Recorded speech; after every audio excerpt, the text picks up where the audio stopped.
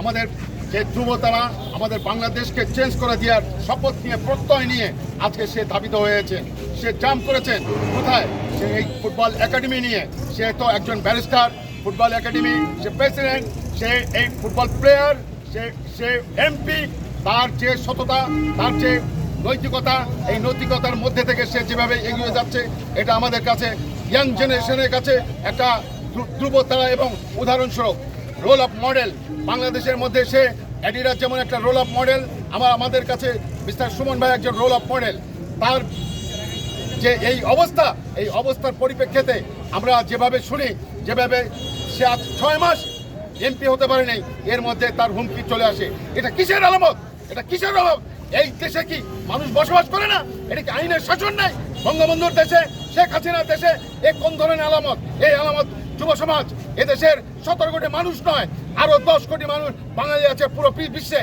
এরা আজ সচেতন হয়ে গেছে। তারা আজকে বিস্ময় প্রকাশ করছে যে এভাবে যদি একটা দেশের মানুষ, একটা এমপি না হোক, একটা সাধারণ মানুষ যদি এভাবে হুমকি দেয়, হুমকি খেতে হয়, তাহলে আমরা কোথায় যাব?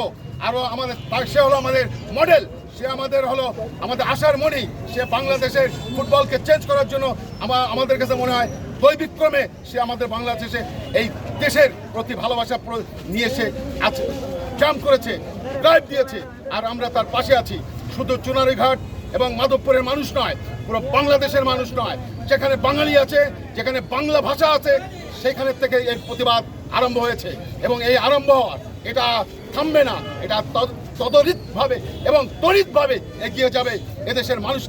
এদেশের মানুষ এই ধরনের কার্যকলাপ সহ্য করতে পারছে না।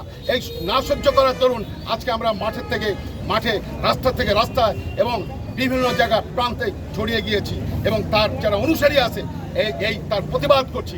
এই প্রতিবাদ যেন ঘরে ঘরে পৌঁছে যায়, এই কামনা আমি করি। সারা বাংলাদেশে যে এক যুগের মানববন্ধন হচ্ছে, এখনো পর্যন্ত যে আসলে দোষী তাকে এখনো সামনে আনা যায় না, এই বিষয়টাকে আপনি কেমনভাবে দেখছেন?